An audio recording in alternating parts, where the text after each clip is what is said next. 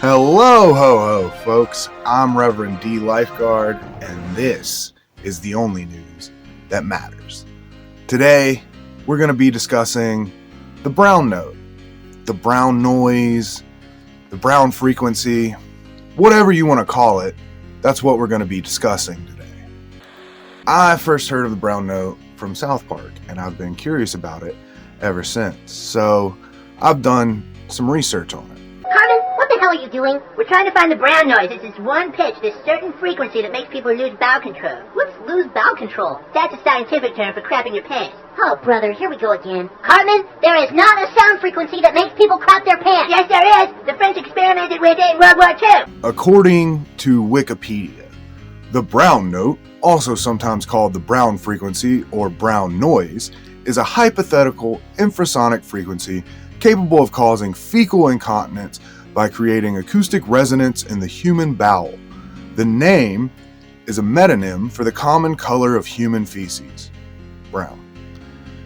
Attempts to demonstrate the existence of a brown note using waves transmitted through the air have failed. Frequencies supposedly involved are between 5 and 9 Hz, which are below the lower frequency limits of human hearing. High power sound waves below 20 Hz are felt in the body, not heard by the ear as sound, and that's why they're called infrasound. But also, according to Wikipedia, experts believe that this brown note myth started because of NASA. You see, the US space program, worried about the harmful effects of rocket flight on astronauts, ordered vibration tests that use cockpit seats mounted on vibration tables to transfer brown note and other frequencies directly to the human subjects.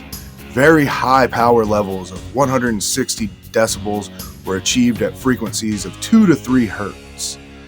Test frequencies range from 0.5 Hz to 40 Hz.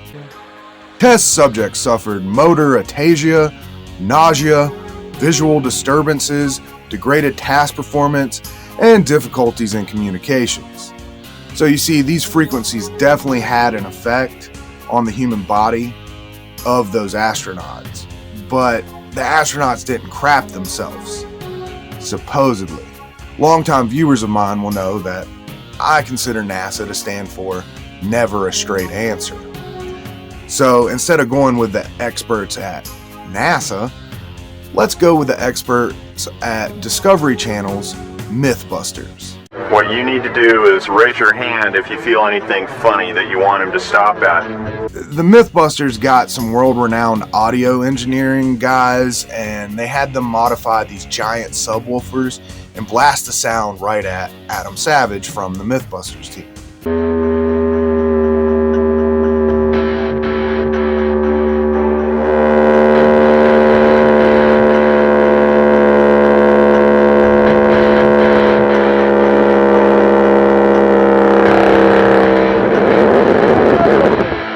The host on the show tried a series of frequencies as low as 5 Hz, and they attained a level of 120 decibels of sound pressure at 9 Hz and up to 153 decibels at frequencies above 20 Hz.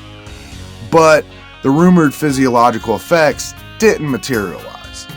The test subjects all reported some physical anxiety and shortness of breath, even a small amount of nausea. But this was dismissed by the host, noting that sound at that frequency and intensity moves air rapidly in and out of one's lungs. The show declared the brown note myth as busted. Even with the help of some of the world's best audio technicians, the MythBusters just couldn't produce the brown note. It was incredibly, powerfully intense what the sound waves were doing to my body, but not at the 5, 7, or 9 Hertz range. Did we bust the myth or not? I think we busted the myth. I think brown note is busted. The myth as we know it, yes, is busted. So, it looks like the brown note isn't real. But I was introduced to a video by my buddies Elle and Dell And those are the two buddies that took me ghost hunting at the tuberculosis sanatorium in Greenville. They showed me a video of this guy who was listening to the band Tool for the first time, and he was recording his reaction. He ended up having to pause the video because in the middle of it, he was like, "Oh, I'm feeling something. I'm really liking these drums." And then he like pauses the video and runs off. And then the video cuts back on. He's like, "Sorry guys, I had to take a massive shit." Now, I've listened to a lot of Tool ever since I was like 14, and I've even seen them live. And their music has never made me want to actually take a shit. But I thought maybe this video of this fella reacting to Tool that way could be some form of proof that the brown note on some level actually exists. But there's a problem. You see, this guy apparently deleted his channel. Elle, Dell, and even myself, we searched high and low. We couldn't find that video, and we couldn't even find his channel. So I think out of sheer embarrassment, he may have just fucked off of the internet completely. But while searching for that video, I did find another video involving Tool and a toilet. There's a person who covered the Tool song "The Pot" while standing on their head in a toilet and playing the song on a recorder.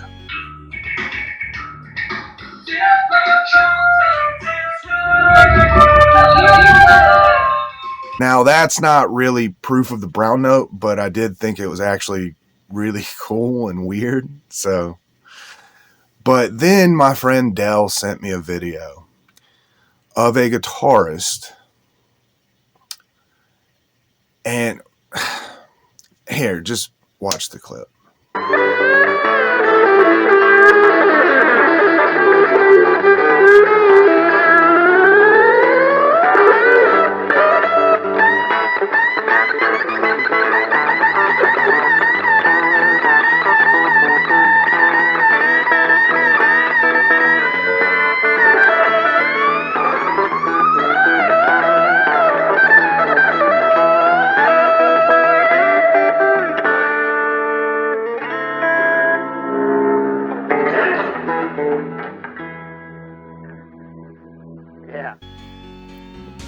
I don't know if, I mean, that's not proof of the brown note. It does make me feel some stuff, though. It makes me want to vomit. That's disgusting.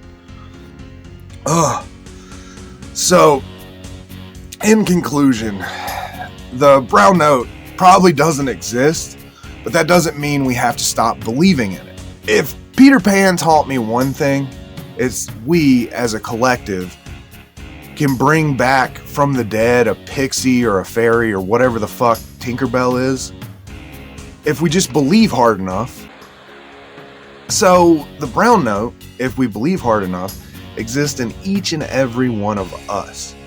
You see, the brown note was within us this whole time. So don't stop believing, folks. Hold on to that feeling. The brown note's got you reeling. Anyways, thanks for tuning in. God bless, and hail Santa. The Only News That Matters is a production of the Children's Television Workshop. Promotional consideration provided by Whatever the Hell This Is. On est venu te dire qu'on t'aime bien. Des provocations qui changent rien. Jus de pomme et gitane en chocolat. On a ces mots, rien que pour toi. Faut pas chercher mon ami à Gainsbourg. Ça ne peut être qu'un cadeau, mais toi, c'est pour toujours. L'âge de tes cheveux, les sillons de tes yeux, ne pourront empêcher ta jeunesse à jamais. And by viewers like you.